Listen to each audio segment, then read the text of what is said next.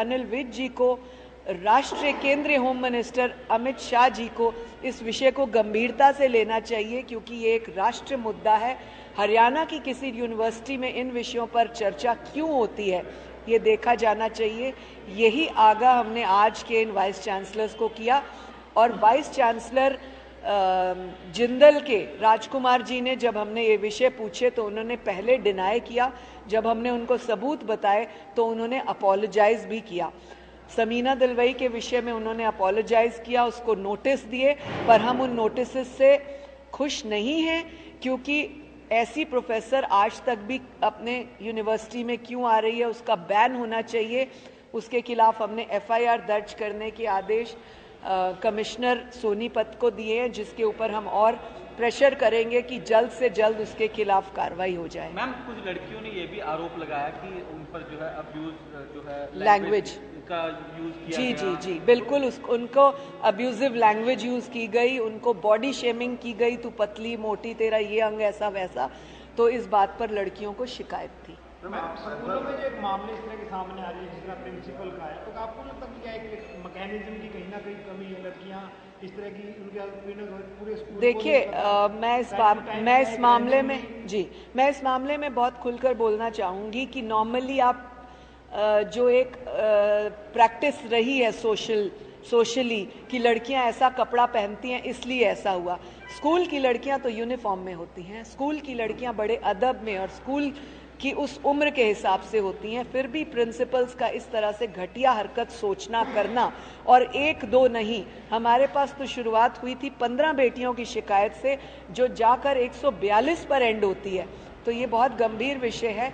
जींद का विषय हमने सॉल्व किया, प्रिंसिपल अरेस्ट हुआ। उसके बाद हमारे पास केथल उचाना का विषय आया, उस प्रिंसिपल को 2 दिन के अंदर अंदर अरेस्ट कराया। अब हमारे पास झज्जर और अंबाला की एक शिकायत आई है, जिस पर हम जल्दी स्टडी करेंगे। क्या शिकायत का झज्जर और अंबाला में क्या? इसी प्रकार की शिकायत है बच्चियों को लेकर, जिसके ऊपर हम वर्क करेंगे। मैम, ये बड़ा गंभीर विषय नहीं है कि आपने जो बताया जींद के उचाना, कैथल का गोलाचीका, झज्जर, अंबाला, सरकारी स्कूलों में, खासतौर पर जो सरकारी स्कूल है उसमें इस तरीके के मामले सामने आ रहे हैं। देखिए, ये होता ये नहीं, एक मिनट, ये होता तो और जगह पर भी होगा, प्राइवेट और सरकारी कोई विषय नहीं है, बेटियां सब जगह बराबर है। लेकिन बेटियों में हिम्मत नहीं थी।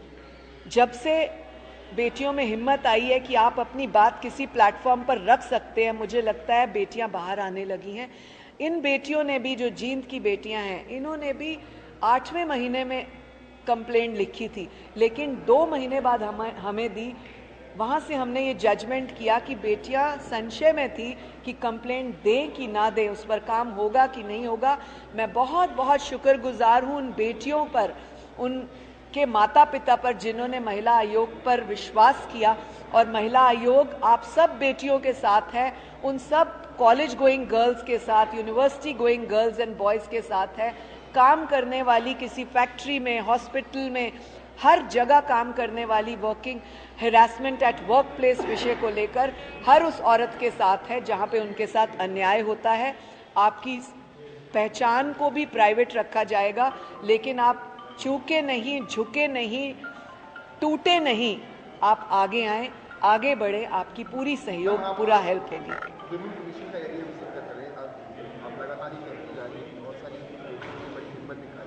लेकिन यदि हम दुर्गा शक्ति का जिक्र करें तो अमूमन चाहे स्कूल हो या फिर यूनिवर्सिटी हो, उनके बाहर दुर्गा शक्ति की ऑफिशियल्स जो है वो वहाँ पर नहीं होते। सैनिटरी पैड्स की बात की गई, किसी भी स्कूल के अंदर, यूनिवर्सिटी के अंदर सैनिटरी पैड्स नहीं होते। और दूसरी तरफ हम बेटियों पर ठिकरा फोड़ते हैं कि उनके पास हिम्मत नहीं है। जब गवर्नमेंट डिपार्टमेंट को कोई डायरेक्शन, बिल्कुल आपकी बात बहुत दुरुस्त है। मैं इस बात पर भी डिनाई नहीं करूँगी कि कई बार फैसिलिटीज़ की कमी होती है, नॉलेज की कमी होती है, उनको उनके हौसले को बढ़ाने की हिम्मत की, उनके पीछे कोई हिम्मत नहीं होती है, उनको कमी रहती है। इसलिए जी, आपकी बात ठीक। मैकेनिज्म की अगर हम बात करें तो इस मैकेनिज्म को हम सबको मिलकर बढ़ावा देना है। आप मीडिया के लोग हैं, मेरा बैकग्राउंड भी मीडिया से है, और मैं समझती हूँ कि जब बेटियों के ऊपर इस तरह की प्रॉब्लम आती है तो हम मीडिया के लोग ही उसको आगे बढ़ाते हैं और उनको हिम्मत दिलाते हैं।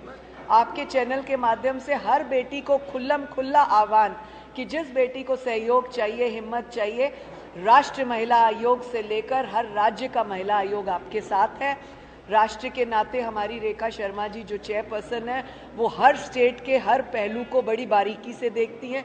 वही हमने उनसे भी मार्गदर्शन लिया है कि हर प्रदेश की महिला आयोग की चेयरपर्सन, हरियाणा की आपकी ये बेटी हर तरीके से बेटियों के साथ। मैडम ये बताओ, महिला आयोग जब किसी भी मामले में हस्तक्षेप करता है तभी ये कार्रवाई हो रही है, चाहे वो जींद वाली हो, चाहे वो कैथल वाली हो, अब ओपी जिंदल वाली हो। देखिए, ऐसा क्यों हो रहा है? क्यों समय रहते हुए इन पर क्यों नहीं लगा? मैंने इस विषय पर भी आप मीडिया के साथियों को अपनी बात शेयर की थी कुछ दिन पूर्व कि आपको आगे आकर बात करने की आवश्यकता है। ये जो ओपी जिंदल यूनिवर्सिटी का केस है, इन बेटियों ने जिन्होंने हमें कांटेक्ट किया उन्होंने अपने सीनियर प्रोफेसर्स को भी बात रखी थी, उन्होंने बात कही थी अपने प्रोफेसर्स को, जिसकी सुनवाई नहीं हुई। जब पुलिस कभी सुनवाई नहीं करती या उनके अपने क्षेत्र के लोग, उनके अपने लोग सुनवाई नहीं करते और वो महिला आयोग तक आते हैं, मेरा दायित्व बन जाता है कि मेरा आयोग, हरियाणा का आयोग, हरियाणा का महिला आयोग इस विषय को गंभीरता से ले। बेटियों का सहयोग होना चाहिए, मिशन ये होना चाहिए कि हम किसी को किसी प्रकार की परेशानी में ना फंसने दे बेटी को। महकमा कोई भी कार्रवाई होनी चाहिए ना, जो लोग नहीं कर, हर एक को अपना अपने महकमे का फर्ज समझना चाहिए, मैं ऐसा समझती हूँ। मैम अभी तक एफआईआर दर्ज हुई है? बहुत जल्द हो जाएगी। समीना दिलवई के खिलाफ एफआईआर उनके 3 प्रोफेसर आए। ठीक है मैम, थैंक यू। धन्यवाद। तो देखिए यहाँ पर आप महिला आयोग की अध्यक्ष रेणु भाटिया को सुन रहे थे। हरियाणा न्यूज के विशेष संवाददाता गुलशन ग्रोवर ने भी उनसे सवाल किया, जिसका जवाब उन्होंने दिया।